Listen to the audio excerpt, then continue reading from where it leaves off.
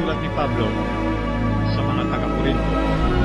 Una, mga taga-Korinto, Kabanata 1. Si Pablo, na tinawag na maging apostol ni Jesucristo sa pamamagitan ng kalooban ng Diyos, at si Sostenes na ating kapatid, sa Iglesia ng Diyos na nasa Korinto, sa makatuwid bagay sa mga pinapaging banal kay Kristo Jesus, na tinawag na mga banal, nakasama ng lahat ng mga nagsisitawag sa bawat dako, sa pangalan ng ating Panginoong Jesucristo, na kanila at ating Panginoon. Sumainyo nawa ang biyaya at kapayapaang mula sa Diyos na ating Ama at sa Panginoong Jesucristo. Nagpapasalamat akong lagi sa aking Diyos tungkol sa inyo, dahil sa biyaya ng Diyos na ipinagkaloob sa inyo sa pamamagitan ni Kristo Jesus, na kayo ay pinayaman sa Kanya, sa lahat ng mga bagay, sa lahat ng pananalita at sa lahat ng kaalaman, gaya ng pinagtibay sa inyo ang patotoo ni Kristo. Ano pat kayo hindi nagkulang sa anumang kaloob, na nagsisipaghintay ng paghahayag ng ating Panginoong Jesucristo, na siya namang magpapatibay sa inyo hanggang sa katapusan, upang huwag kayong magpagwikaan sa karawan ng ating Panginoong Jesucristo.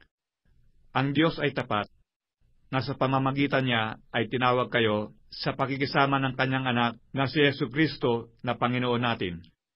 Ngayon ipinamamanig ko sa inyo, mga kapatid, sa pamamagitan ng pangalan ng ating Panginoong Jesucristo, na kayong lahat ay magsalita ng isa lamang bagay, at huwag magkaroon sa inyo ng mga pagkakabahabahagi, kundi kayo mga lubos sa isa lamang pag-iisip at isa lamang paghatol, sapagkat ipinatalastas sa akin tungkol sa inyo, mga kapatid ko, ng mga kasambahay ni Chloe, na sa inyo may mga pagtatalo-talo. Ibig ko nga sabihin ito, na ang bawat isa sa inyo ay nagsasabi, ako'y kay Pablo, at ako'y kay Apolos, at ako'y kay Cephas, at ako'y kay Kristo. Nabahagi baga si Kristo? Ipinako baga sa krus si Pablo dahil sa inyo?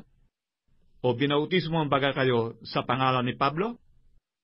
Nagpapasalamat ako sa Diyos na hindi ko binautismoan ang sinuman sa inyo, maliban si Crispo at si Gayo. Baka masabi ninuman na kayo'y binautismoan sa pangalan ko. At binautismoan ko rin naman ang sambahayan ni Estepanias. Maliban sa mga ito, di ko maalaman kung may nabautismoan akong iba pa, sapagkat hindi ako sinugo ni Kristo upang bumautismo, kundi upang mangaral ng Ebanghelyo.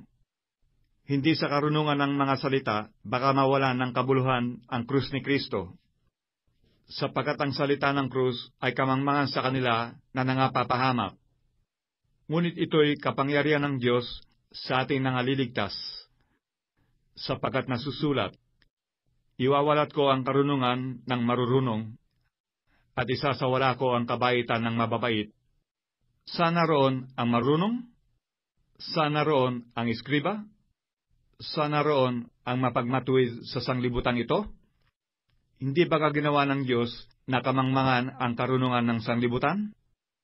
Sapagkat yamang sa karunungan ng Diyos ay hindi nakikilala ng sanglibutan ng Diyos sa pamamagitan ng kanyang karunungan, ay kinalugdan ng Diyos na iligtas ang mga nagsisisampalataya sa pamamagitan ng kamangmangan ng pangangaral. Ang mga Hudyo nga ay nagsisihingi ng mga tanda, at ang mga Grego ay nagsisihanap ng karunungan. Datapwat, ang aming ipinangangaral ay ang Kristo na napako sa krus, na sa mga Hudyo ay katitisuran, at sa mga Hintil ay kamangmangan. Ngunit sa kanila na mga tinawag, maging mga Hudyo at mga Grego, si Kristo ang kapangyarihan ng Diyos at ang karunungan ng Diyos, sapagkat ang kamangmangan ng Diyos ay lalong marunong kaysa mga tao, at ang kahinaan ng Diyos ay lalong malakas kaysa mga tao, sapagkat mastan ninyo ang sa inyo'y pagkatawag, mga kapatid, na hindi ang maraming marunong ayon sa laman, hindi ang maraming may kapangyarihan, hindi ang maraming mahal na tao ang mga tinawag, kundi pinili ng Diyos ang mga bagay na kamangmangan ng sanglibutan, upang hiyain niya ang mga marurunong, At pinili ng Diyos ang mga bagay na mahihina ng sanglibutan, upang hiyain niya ang mga bagay na malalakas, at ang mga bagay na mababa ng sanglibutan, at ang mga bagay na hinamak, ang pinili ng Diyos.